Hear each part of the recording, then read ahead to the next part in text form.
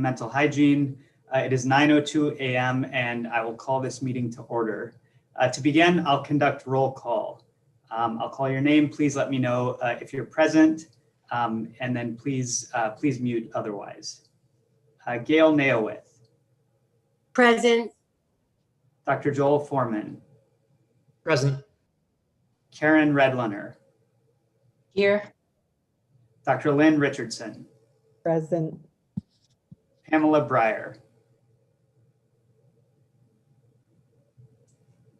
You're on mute, Pam. Mute.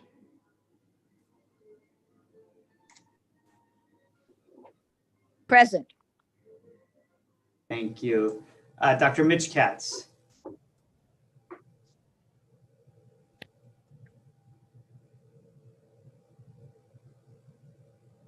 Rosa Gill. Here. Dr. Sixto Caro. Present. Dr. Susan Klitzman. Present. Thank you very much. Let's go ahead and begin the presentation.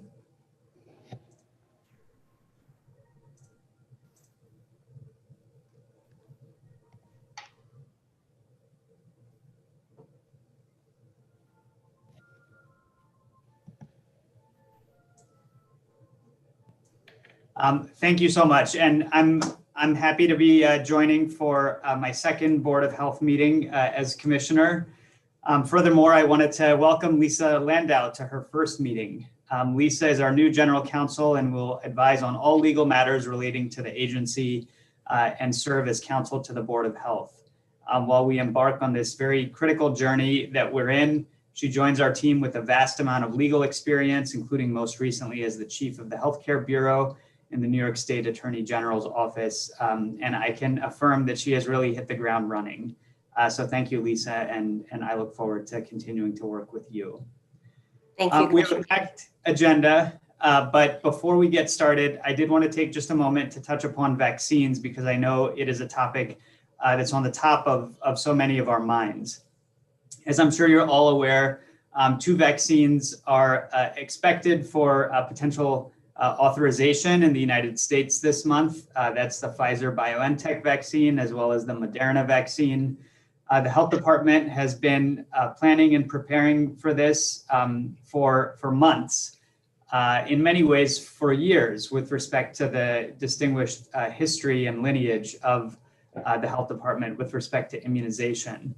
But our more recent planning has spanned several domains, from the science to operations, understanding how we'll leverage and track our data, equity as a central pillar as well, and public communication.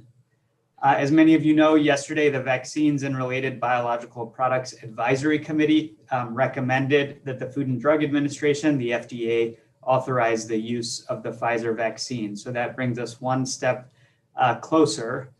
We think it is likely that the first vaccine will be authorized as soon as tomorrow. And it could be delivered to New York City as soon as next week. So we are preparing along that timeline. In terms of the allocation, once an emergency use authorization is signed by the FDA, the CDC's Advisory Committee on Immunization Practices, or the ACIP, will meet to issue additional clinical guidance, which is also important with respect to the rollout of the vaccine. It can't be overemphasized. This is a monumental challenge. It's likely to be the largest vaccination effort in New York City since smallpox in 1947. But at the same time, our goal is a simple one, which is to turn these safe and effective vaccines into vaccinations for New Yorkers. I am confident in the health department's abilities, but I want to emphasize also that this will be an all hands on deck matter, something that involves not just all of government, but so many community partners, so many clinicians and others around New York City to make this a successful campaign. And to that end, I wanted to also start with a request and a challenge for each Board of Health member to help us and serve as vaccine ambassadors yourselves in small and large ways. You can start by making sure that the networks that you're a part of and your sort of personal domains are armed with the information that, that they need to understand the vaccines and their rollout. One immediate tool that I wanted to give you is this website that we have stood up. Simple and easy to remember link, which is nyc.gov/COVID vaccine. Please make sure that you spread the word about this, and we'll continue to keep it updated as we gain additional information and move further into the vaccination campaign. Next slide. Before we discuss the items on today's agenda, I wanted to start with approval of the minutes from the September 15th meeting. I hope you've all had a chance to review them. Are there any corrections to the minutes from the September 15th meeting?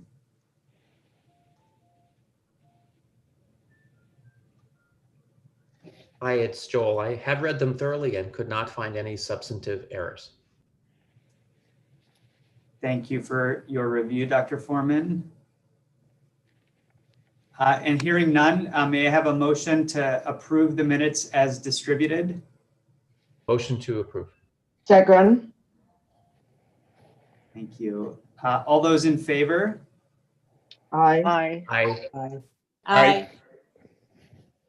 Any opposed? Thank you. The minutes from the September 15th meeting are approved as distributed. The next item on the agenda is the Commissioner's order to strengthen Core 4 measures in non-public schools and charter schools. Our presenter is Dr. Hillary Cunnins, the Executive Deputy Commissioner for the Division of Mental Hygiene. I will now turn the meeting over to Dr. Cunnins. Hi, good morning, everyone. Thank you, Commissioner. We're happy to be discussing this Commissioner's order, as you just heard, which seeks to strengthen the Core 4 measures in non-public schools and in non-Department of Education co-located charter schools. Next slide. So first, let me start with describing the rationale for these practices. The November 5th, 2020 Commissioner of Health order specifies certain health and safety requirements for all non-public and charter schools that are not co-located in a DOE building. As you know, children and staff spend time together in enclosed spaces for prolonged periods of time. We know from the science that compliance with public health measures, which include wearing face coverings and physical distancing, can significantly reduce risk of transmission. To ensure that all schools are compliant with these scientific measures, this order implements a directive. Note that public schools are not covered by this order because the Department of Education already requires adherence to these measures. Next slide.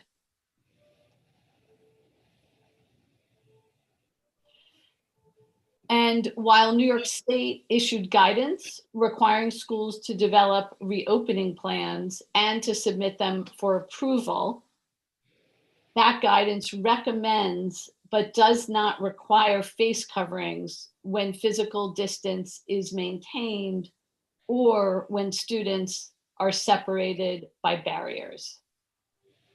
On November 3rd, New York State empowered localities to set mask mandates in schools. Prior to this order, in New York City, we could not enforce the mask mandate in schools. This created a missed opportunity to strengthen safety in schools and reduce transmission. Next slide. So the details of this order are on the screen in front of you.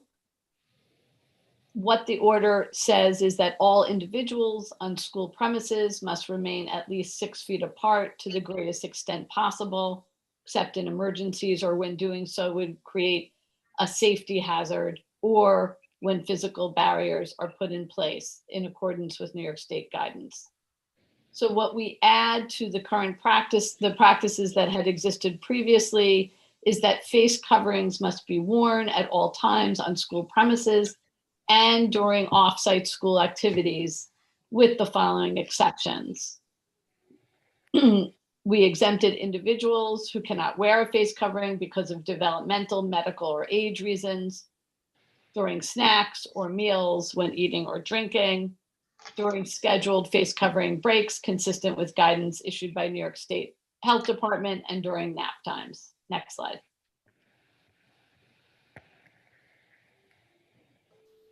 Furthermore, we specify in this order that schools must coordinate with New York City Health Department and the Test and Trace Corps to identify, isolate, and prevent the spread of COVID-19. This includes reporting cases to our call-in line here at the New York City Health Department. Additionally, the order specifies that schools must follow New York City Health Department protocols for opening and closing classrooms or schools or school buildings if a student or staff is confirmed with COVID, and furthermore exclude students and staff with symptoms of or who have confirmed COVID-19.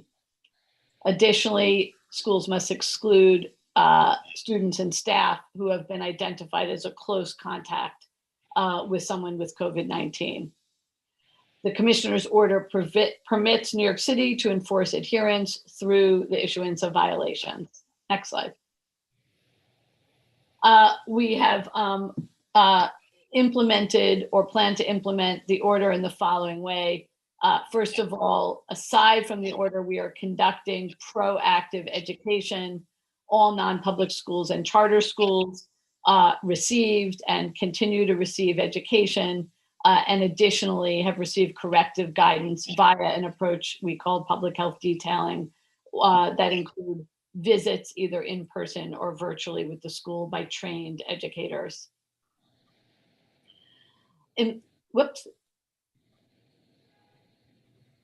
Enforcement also includes, as you can see here, we enforce compliance in response to 311 complaints, as well as the detailers or public health educators who escalated any concerns about egregious non-compliance immediately, which would then trigger an inspection. So our proposal today is for the board to ratify this November 5th, 2020 order of the commissioner. Thank you very much for that presentation, Dr. Cunnins. At this time, we'll take questions from the board. Remember, you can please raise your hand either via using the function in Zoom, or if you just want to raise your hand on the screen, I can call on you that way as well.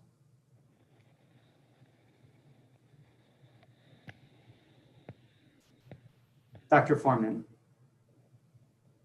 Thank you, Dr. Chusky. Thank you for that presentation. I just had one comment.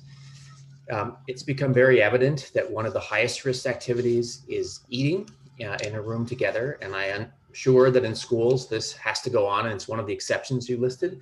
And I wondered if the order should include at least a reminder, if not a specification, that physical distancing must be maintained during those periods. It doesn't specifically say that. Here in my hospital, this is one of our greatest concerns in the area where we have stumbled the most. And so I love the order in general, but I worry the most about eating and snacking in groups and in schools. And so really making sure that those two things are tied together. That's the time when people take off their masks and when transition can occur. Dr. Foreman, thanks so much. We absolutely agree. And in our frequently asked questions and in our guidance to schools when we work with them, we are absolutely reinforcing that.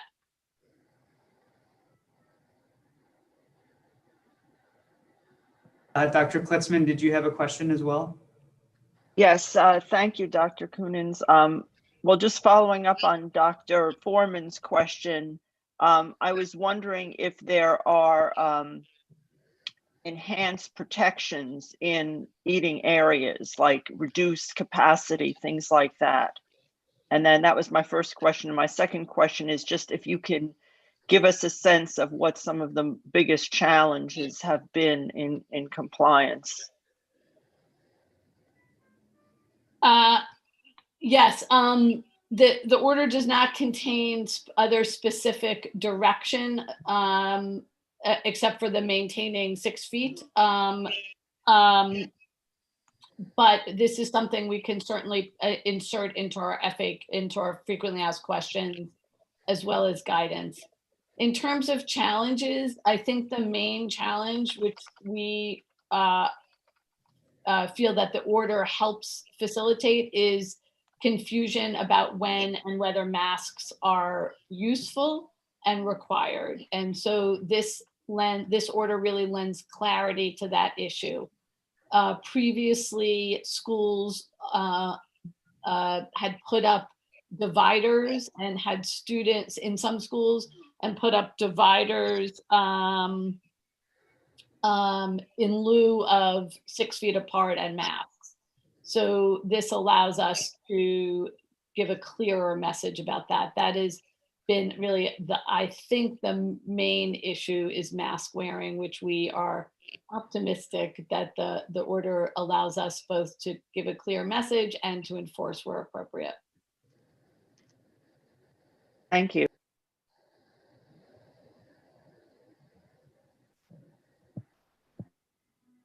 Thank you. If there are no further questions, may I have a motion to continue the order as presented? So moved. Second. I'll now take a vote from each member. I believe I captured, was it Gail who made the motion and Karen It who was. seconded? Yes. Okay, thank you. So Dr. Joel Foreman.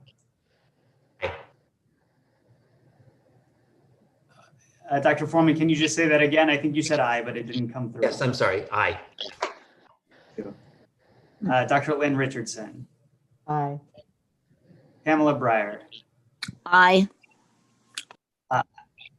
Aye. Thank you. I don't believe we have Dr. Mitch Katz yet. Let me just check. Dr. Katz. Okay. Rosa Gil. Aye.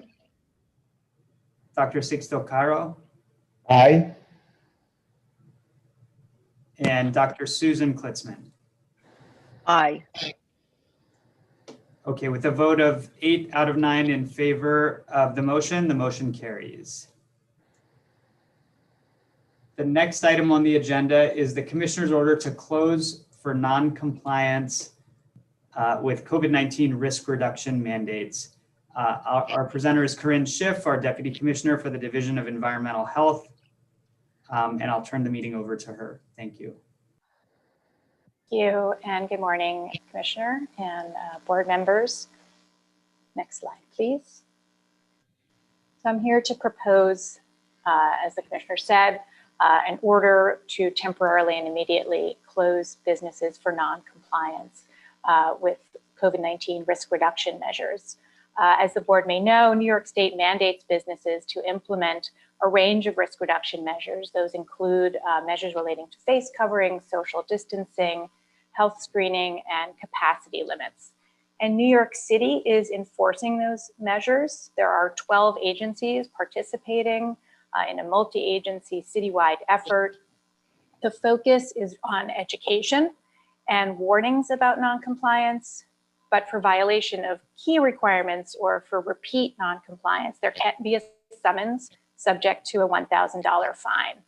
We have found that compliance is very good overall, and for just a very small number of businesses, warnings and fines are insufficient to deter the non-compliance. New York State also prohibits large gatherings due to the heightened transmission risk. The New York City Sheriff is enforcing those requirements, and because of the additional risk, those violations are subject to a $15,000 fine. To provide an additional enforcement tool, the Commissioner issued an order on November 13th.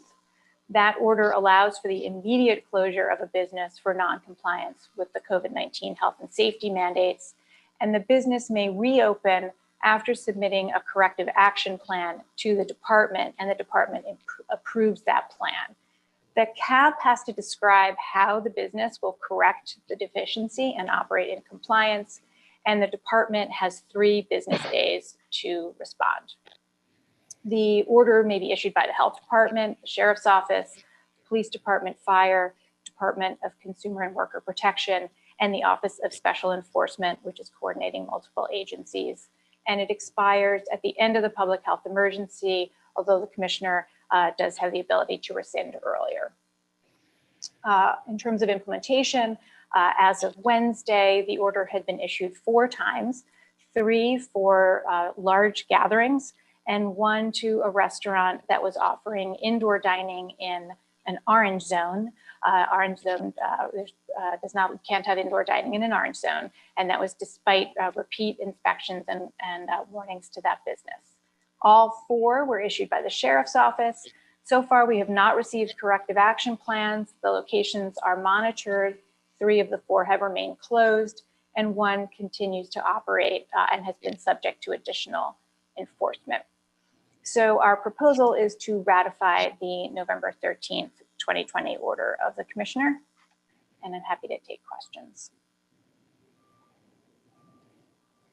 Thank you. At this time, we'll take questions from the board. I have a clarification question. Thank you, Corinne, for that presentation. So there are currently fines in place for those businesses that disregard the ruling of $1,000. Is this directive, will this enforce higher fines? Are there other consequences other than needing to close, or just wondering what that would Yes. be? So this is an additional tool. So a business that is out of compliance could receive a summons that's subject to the $1,000 fine and this additional measures. The goal here is to a business that is showing non-compliance or repeatedly, or as you've seen, it's been issued for large gatherings, which are so very risky. This closes the business and requires them to set out how they are going to comply, the measures that they'll put in place, and making sure that they understand what the requirements are to submit that cap to us. So they're different tools. And then if there is non-compliance with this order, that could be an additional violation that is also subject to a $1,000 fine. But the goal here really is a different type of tool. The closure tool. To close and require the business to review how to comply and to let us know how it will comply. And then we allow it to reopen. And then what happens in the case with that one business that refuses to close? So with that one business, there are multiple efforts and actions, enforcement actions with that one business. That is a very unusual situation. For the most part, we are seeing excellent compliance. The order is not, as you can see, has only been used 4 times in the last month. And for the most part, businesses are in compliance. So very, very rarely do we see some extreme non-compliance. Well, it is 1 out of 4 in this case. And I understand it's unusual. I'm just wondering if there are any other, measures that could impact the business if it refuses to follow the order. Yes, the city does have other enforcement tools. Those are not before the board, and those are other kinds of law enforcement tools that the city uses. I see.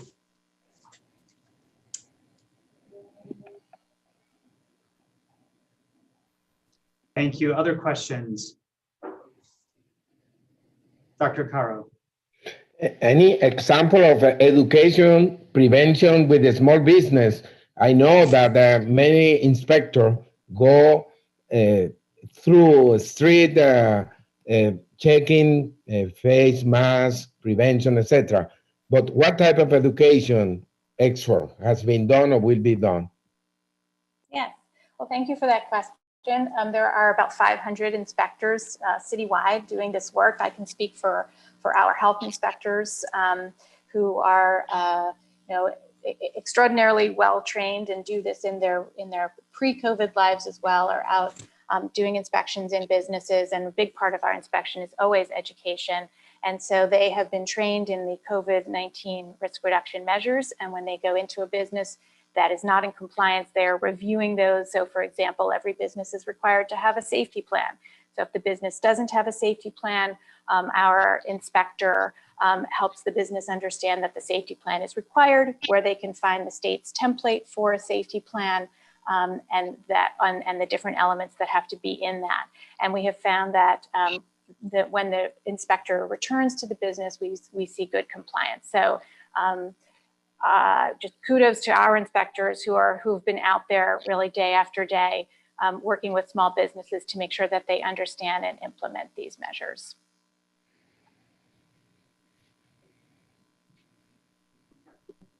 Dr. Klitzman. Yeah, thank you, Commissioner Schiff. I have heard quite a number of times about one of those 4 said establishments in the news, so I was wondering how prevalent this issue was. So I was very glad to hear that the department's primary prevention efforts have been effective in attaining compliance, and that this was just the rare example. So thank you for the presentation and for the excellent work of the hardworking inspectors who were doing this on the ground. Thank you. I will share that. I will share that thanks with them, Dr. Klitzman. Thank you. And I think Gail Neowith had the next question. She does. Thank you. Deputy Commissioner Schiff, I'm wondering about the volume of activity overall. I'd be interested to know how many inspections have been done, and to get a sense of what the need is out there and how hard the inspectors have been working. Thank you. Yes, sure. Well, it is a 7-day operation, and as I noted, there are about 500 inspectors citywide. There are about 12 agencies contributing to the citywide inspectional force, and the inspectors have done just over 130,000 inspections across the city. And just to give you a sense of the compliance rate, as I noted, violations are issued only for sort of the key requirements or for repeat warnings, and actually issued only after the inspector asks the business to come into compliance, and it doesn't on the spot. And in all that time, out of 130,000 inspections, it's been just over 1,270 violations. So you can see that we really are seeing very good compliance. You know, New Yorkers and New York businesses want to do the right thing, and that's been apparent in our inspections. Thank you. If I can just add a brief comment on that as well. You know, as Corinne has pointed out nicely, our inspectors are really unsung heroes, you know, in our efforts to fight COVID-19. In some ways, this is the same problem that plagues public health in general, right? All of the things that happen that are invisible, that prevent so much that you don't hear about.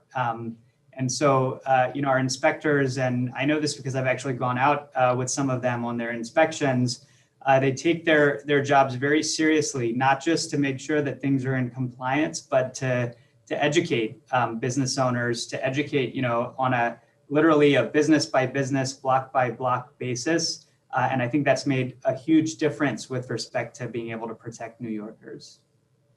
How do I?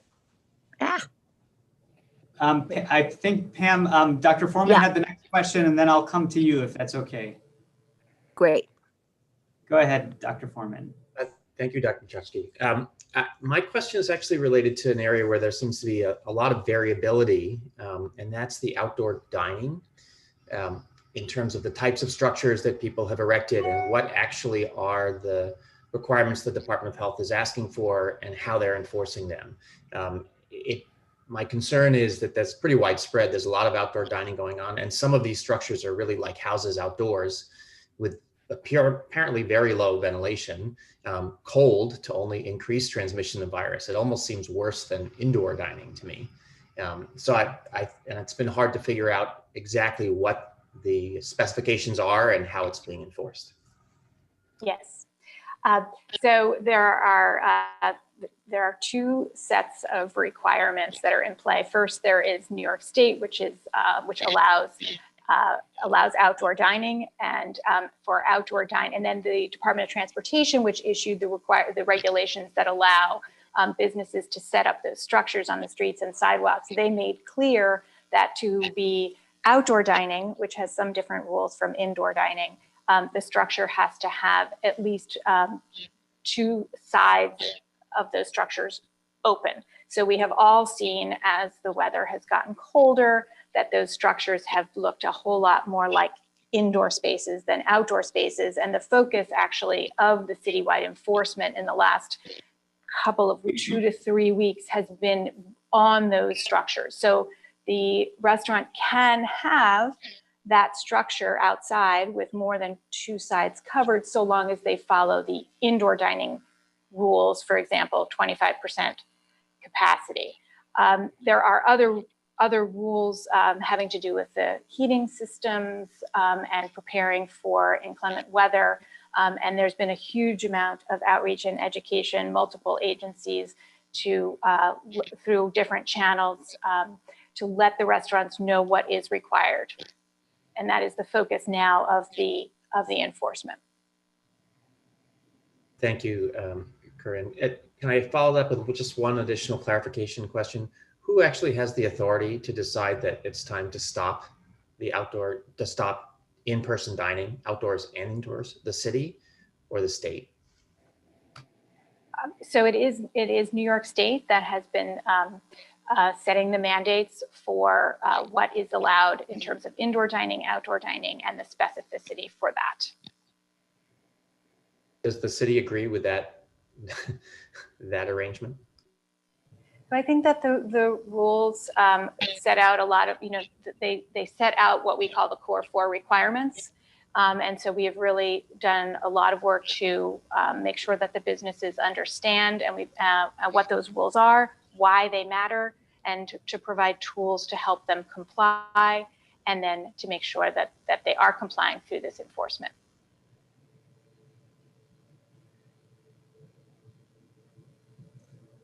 All right, Pam Breyer has the next question. Over to you, Pam. Thanks. No, I'm here. So just thinking about the Herculean task of these inspectors, and I really appreciate your presentation, Corinne.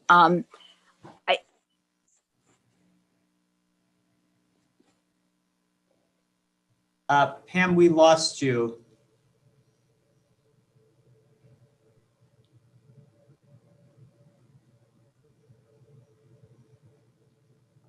Okay, well, while we wait for her, are there any final questions? Go ahead, please, Karen Redmond. Hi, thank you. I just want to note that I did focus on the one particular case that was out of compliance, but I do want to just also state my my pride and recognition of what all is being done to inspect and monitor the businesses and schools across the city, and extend my appreciation to the hard work that you all are doing. Thank you. That's much appreciated. Thank you. Okay, I don't know if we've gotten Pam back as yet. If there are no further questions. Oh, wait. Oh, I'm back. Did you hear that question, by the way? No, Pam, we didn't hear it. Please repeat it. That's what I thought, because there was a little circle going around in my iPad. Never mind. I'll ask the question later. It's okay. Okay, thank you, Pam. Sorry. No problem at all. But if there are no further questions, may I have a motion to continue the order as presented? So moved. So moved. Second. Okay, I think I caught Dr. Klitzman with the motion and Pam with the second. Okay, so I will now take a vote from each member. Gail Neowith. Aye. Dr. Joel Foreman. Aye. Karen Redlener. Aye. Dr. Lynn Richardson. Aye. Dr. Gill. Aye. Dr. Caro. Aye. Sorry, Dr. Caro, can you repeat that? Aye. Okay, thank you. And so with 8 out of 9 in favor of the motion carries. I didn't vote. Sorry, I is vote that? aye. Oh, Well, yeah, no, you made because the you- motion. Right. Okay. Thank you, though. We have your affirmation. Thank you. Okay, the next item on the agenda is the Commissioner's Order for COVID-19 New York City Test and Trace Core Program. Our presenter is Lisa Landau, our General Counsel. I'll turn the meeting over to Lisa. Thank you, Commissioner, and good morning, board members. Next slide. So over many months, we've been engaged with H&H in contact tracing, as I think everyone knows, urging those who are infected and those who are contacts of people who are infected to quarantine. The TRACE team is also focused on supporting travelers required to quarantine. Next slide, please.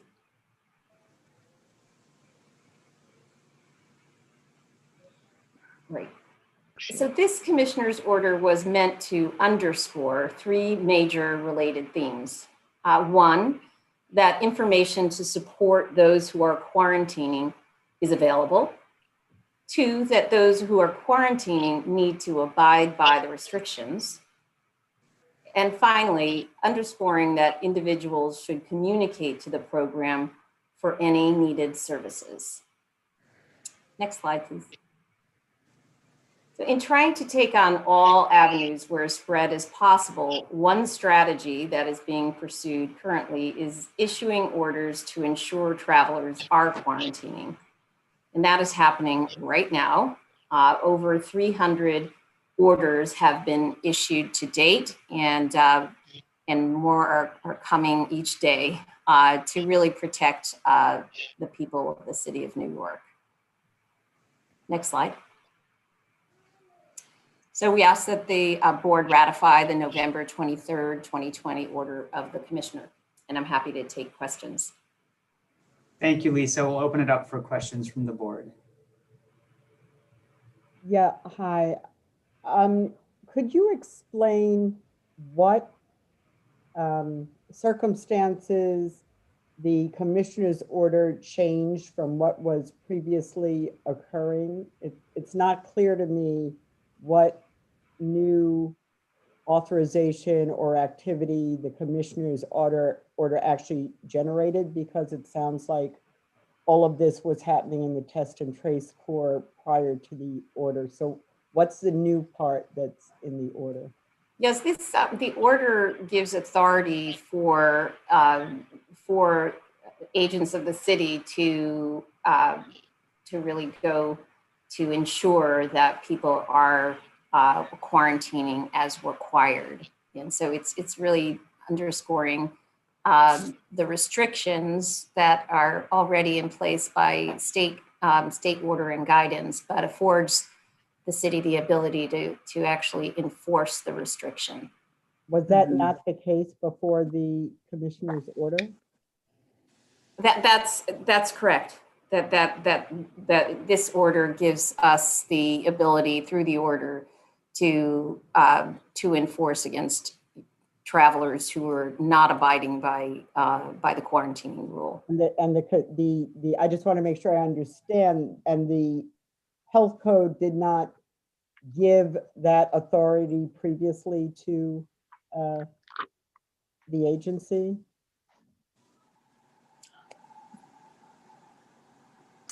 Lisa, you're on mute.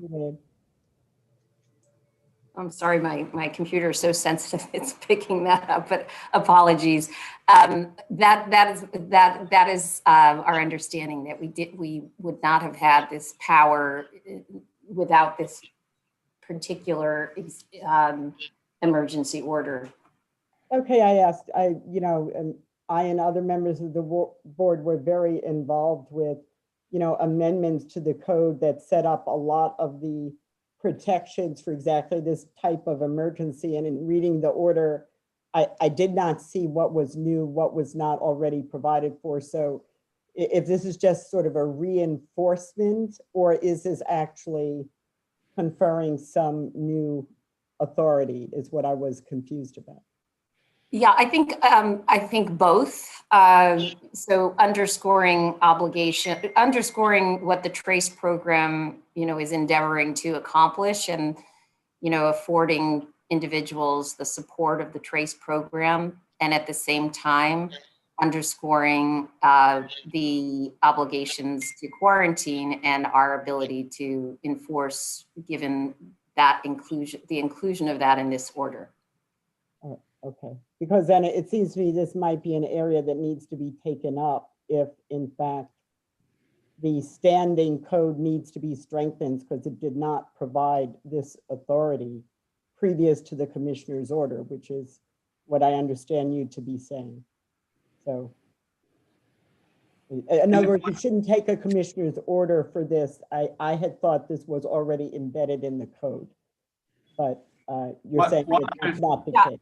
So just one other thing to add to what Lisa has already mentioned in terms of the the reinforcement and the underscoring of authority that exists, both in terms of the New York State regulations around travel quarantine, but then as you're pointing out, the existing authority within the health code, is that there is value in and of itself, with respect to that reinforcement, but it's also that these orders are being done at an individual level, which permits, one more degree of conveying the urgency and importance of travel quarantine. So, can you hear? we can hear you, Pam. Good. So I'm just reflecting back on Lynn's comment before about, and thinking about what happened during the TB crisis in the early 1990s, when the Board of Health the commissioner promulgated a requirement that people with active TB, multiple resistant TB, who were non-compliant were put in hospitals to protect them and others. And I just wonder, apropos of what the commissioner just said, do these requirements that come up in situations where there's a slightly different twist to the need to take action, are they more, do they lapse at a certain point, or so that they need to be sort of reinterpreted and reestablished in a different situation? Is that what happens? I guess, Lisa, you might know. I don't know. I think that many orders that come to be put into place to address any particular public health emergency, and that one may have, I don't know the details of that, but my guess is that there were orders put into place, for extreme measures to be taken, like hospitalizing, Pam, as you were mentioning. And so I think it's true that in every particular emergency, and of course we are in the midst of one, that you want to underscore and bolster the authority of the health department and the import of the moment to protect public health in any way you can, as the commissioner was referencing a few moments ago. Right.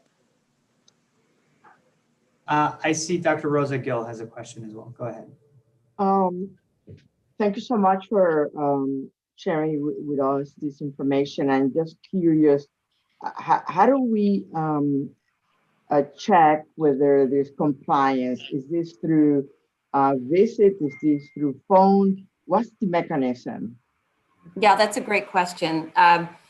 So a number of different tactics are being taken at this moment, including looking at the traveler information. So some thousands of forms come in every day that can be checked, and then social media accounts that are public can be checked. So many of the actions have been brought really focused on people posting pictures of themselves in Times Square or at the Met or, in Union Square. So really, really challenging the quarantine and clearly not abiding by the quarantining rule. I could also add to that. So that's one area. And then other instances, there are calls that are being made and door knocking that's happening. I think, there's efforts to really, show some resolve that this is a serious matter. And so there, any number of avenues that are being taken, walked through, I suppose, at this moment. Lisa, do we have an idea of percentage of adherence to the order? Or in other words, how many violations? Yeah, so as I mentioned, about 300 orders and probably more, happening today, have been issued, and then there have been 15 summonses out of that 300. So it's a small small percentage, but so that's the current number at this moment. Thank you. Erin, go ahead. I have a question about the length of the quarantine and how we might align or not with the latest CDC recommendations. I saw a reference to 14 days in the school quarantining recommendations, and I know that that has been updated by CDC. Just wondering if we align or we have our own specific guidelines. That's also a great question, and a current issue in our agency and at the state level as well. So those conversations are happening with respect to whether the 14 days will be shortened to 10.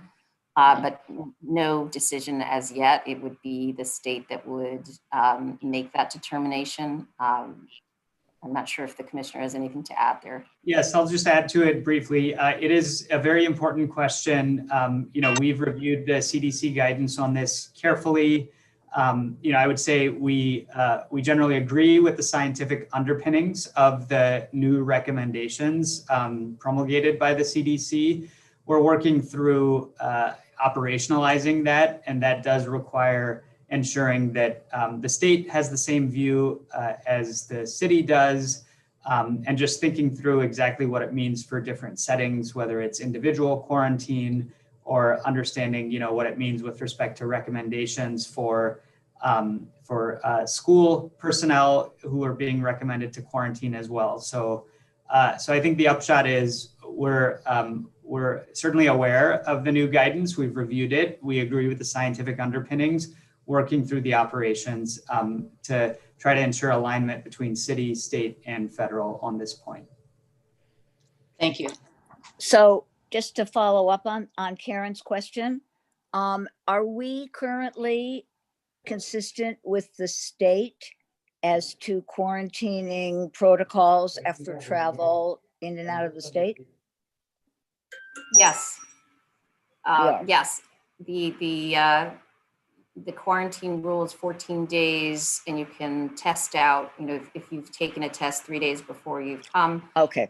And then in the fourth day, it's 2 tests to test out. Right. Thanks. It sounded like like there are differences, but they really are just a variation, one or the other. Is that right, Lisa? Yes. Well, it's essentially the state quarantine rule that we're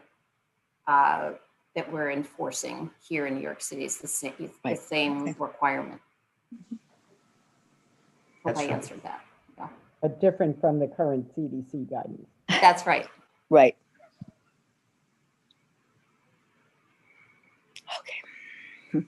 Okay, if there are no further questions, may I have a motion to continue the order as presented? So Move. I heard Karen with the motion, and I believe Gail with the second. And I'll now take a vote from each member. Give me just a moment to welcome Dr. Katz. Thank you for joining us, Mitch. Thank you. Okay, Dr. Joel Foreman, Aye. Dr. Lynn Richardson, I abstain. Pamela Breyer, Aye. Dr. Mitch Katz, Yes. Rosa Gill, Yes. Dr. Sixto Caro, Aye. and Dr. Susan Klitzman. Sorry, Susan, could you repeat that? I didn't hear it. Are you on mute? Try Can you hear once me more. now? Yes, Can you hear please me? try. Okay, aye. Sorry. Okay, thank you. Thank you. So with 8 out of 9 in favor of the motion carries. Thank you very much. The final item on our agenda is the proposed vital statistics form changes. Our presenter is Gretchen Van Wy, our Assistant Commissioner for the Bureau of Vital Statistics. I'll now turn the meeting over to Gretchen. Good morning. Thank you, Commissioner. Today I'm here to present to you changes to some of our forms. And as way of background, next slide, please. Of course, we're all familiar with the number of excess deaths that occurred in New York City this spring. Next slide, please. As part of this increase in volume, there was an increase in deaths that occurred at home. As a percentage, this is consistent with what we've seen in previous years, but the actual volume created, of course, an additional volume of deaths at home. Next slide, please. And deaths that occur at home, okay, thank you.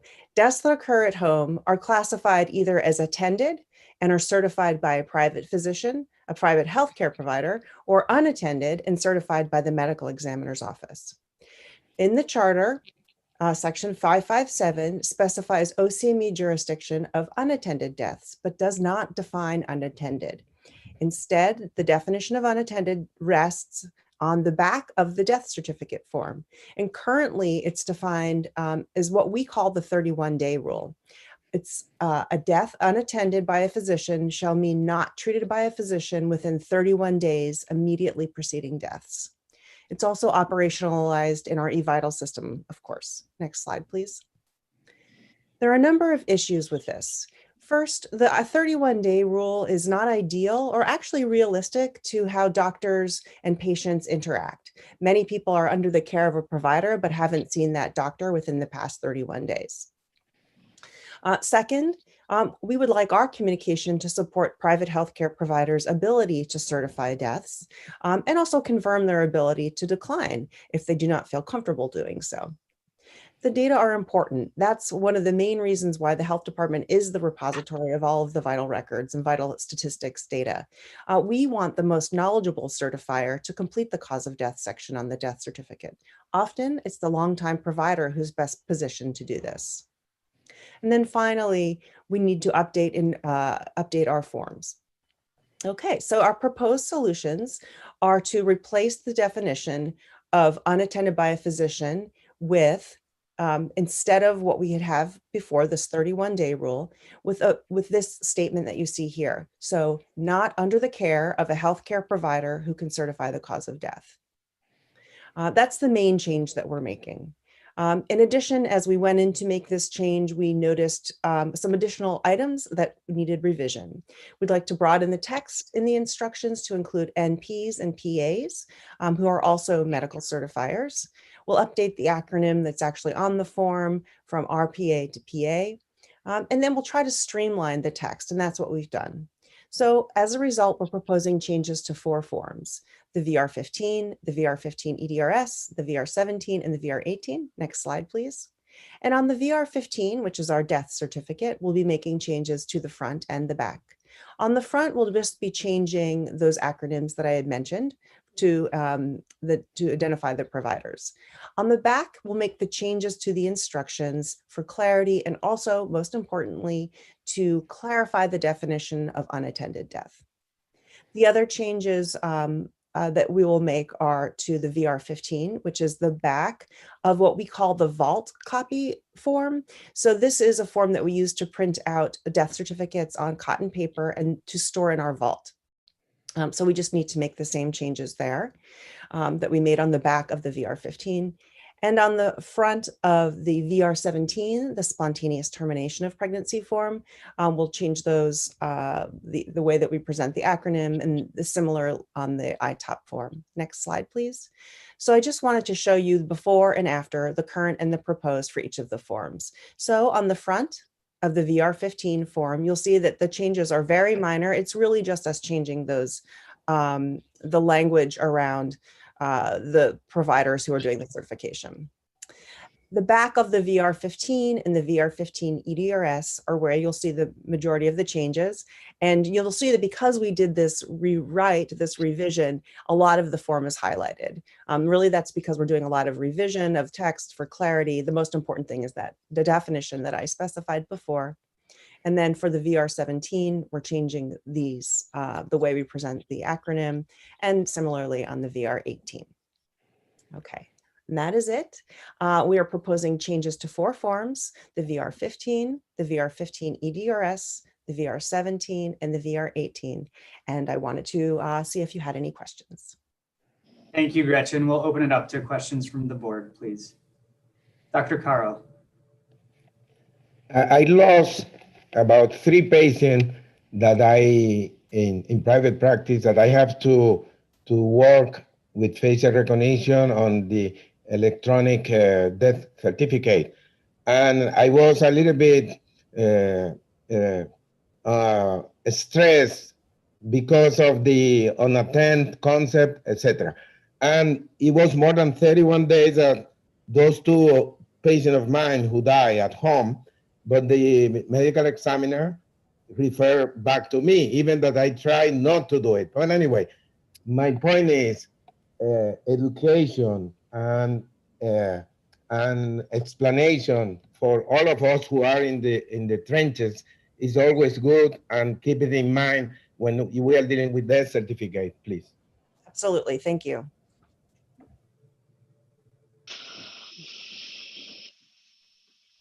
Thank you. Other I questions? have a question or a suggestion that follows Dr. Caro's thoughtful comment as well on education. I'm wondering, so I fully support it.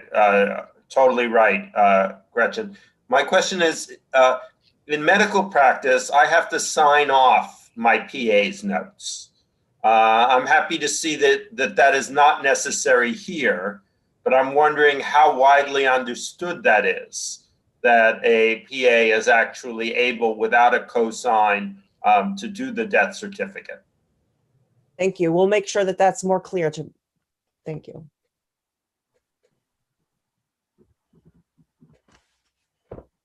Thank you, Dr. Katz. Other questions?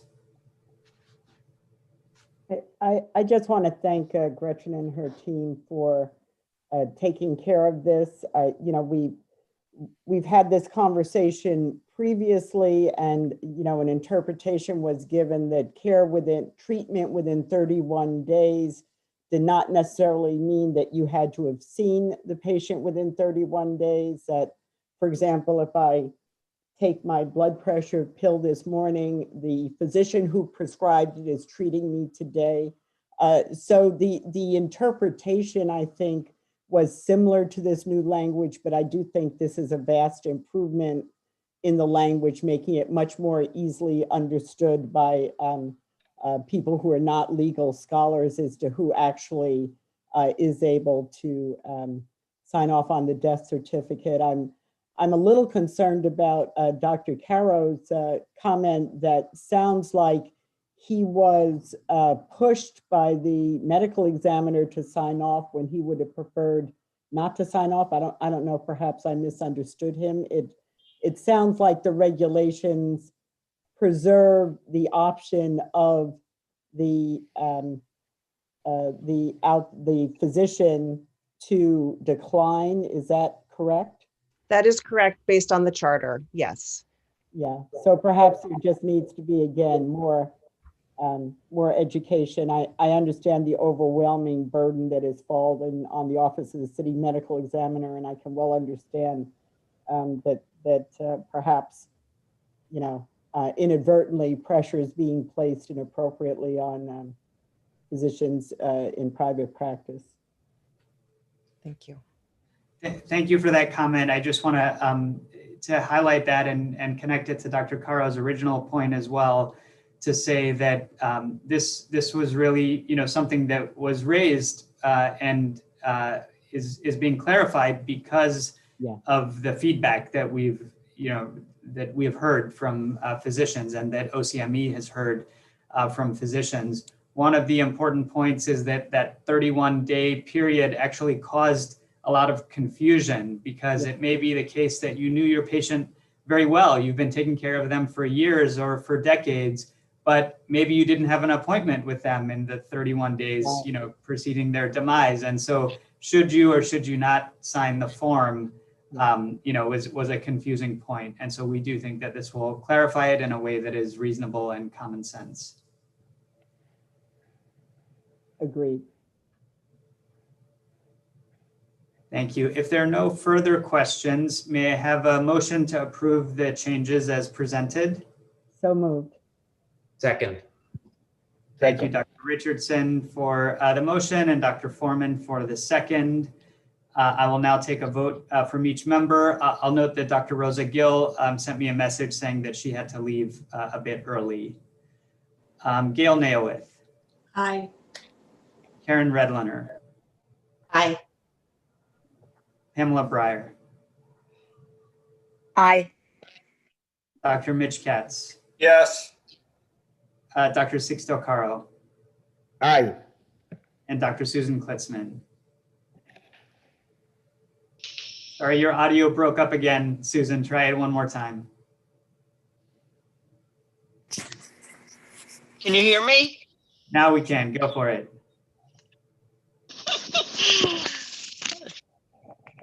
My Right, one more time headphones for are us. dying.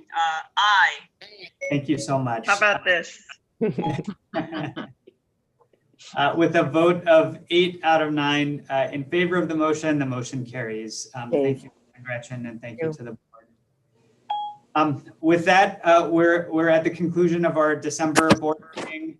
I just wanted to give you a few words from my heart, in terms of how I'm feeling right now. And I know it is similar to what all of you are feeling. Some worry, some trepidation, certainly about what we're seeing around our city in terms of the resurgence with cases and hospitalizations on the rise. But now with the light at the end of the tunnel, with the vaccine coming on the horizon. So this is the time, as we've been saying, for us to gird ourselves, to maintain vigilance, to try to stay as disciplined as possible, to prevent as much suffering as we can, until hopefully sometime in 2021, when we really experience a turning of the tide with this terrible pandemic. So I know so many of you have done countless things to contribute to the COVID-19 response, and I'm really grateful for that. Karen, did you want to make a comment as well? Yes, I did. Thank you for overseeing the health department at this very crucial time, and relevant to the light at the end of the tunnel. I'm wondering if the department, or just wondering about the communication and messaging that's being planned around the vaccination campaign and the importance of people taking it and feeling confident that it's safe. I think there is a lot of misconception about, they rushed the trials, I can't trust the safety. And I think we need to, counter that with as much as we can around positive messaging. And I'm just wondering about that plan. Yes, well, first, thanks for your comment and your thoughtful point. We certainly agree. The vaccine and the operations of it are just the start. We have to be planning on the public communication and equity dimensions at the same time. And so our team has been, has been planning and preparing for that part of it for months as well. But what I always say when we're talking about this is that it's not just going to be the health department alone. We approach this with the humility to recognize that it's all of the individual conversations, that trusted clinicians have with their patients, that all of you have with your family members and neighbors, and all of the other trusted messengers that already exist in communities. So although we will pull out all the stops with our official messaging, a really key way that we're thinking about this is to arm other people to be able to deliver those messages as well.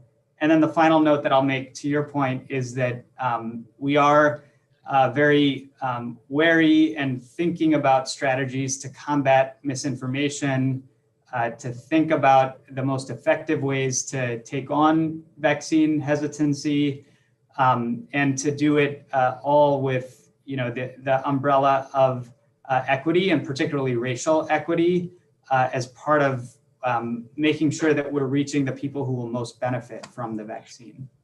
So you'll hear much more from us about that in the coming days and weeks. And as always, we'll welcome your feedback.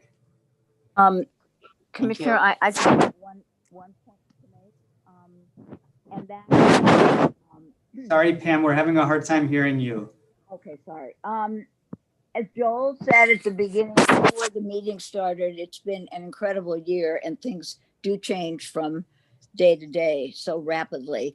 I think it's fair to say it's not the job of the Board of Health to oversee operations of the health department, but we're not blind either. And I know it's been a very turbulent year, and yet it does appear in many respects that the leadership and the troops at your department are working incredibly hard and taking on extra work and doing their day jobs as well. It's been extraordinary, and it does inspire a lot of confidence, and we're grateful. Thank you so much for saying that. And I couldn't have said it better myself. That this team has been asked to dig deep time and time again, and the health department staff continue to deliver. So thank you for recognizing it. Dr. Foreman, please go ahead. I just wanted to add thank you all for all the hard work. In the beginning, you mentioned viewing members of the board as, I think you said vaccine ambassadors. And I just wanted to offer, at least for myself, and I imagine for all of us, to help in any concrete ways that you can think of, whether it's speaking to the public, whether it's delivering messages in our own institutions, armed with whatever information you could give us. I agree it's going to be a Herculean task to push through vaccination for the whole city. And I would be happy to do whatever it is that can help. I think I can speak very clearly and get across the message, and I'm comfortable speaking with large groups. So that is the sort of thing that's in my wheelhouse, and I imagine in many of our wheelhouses. And so please look to us as your staff is stretched.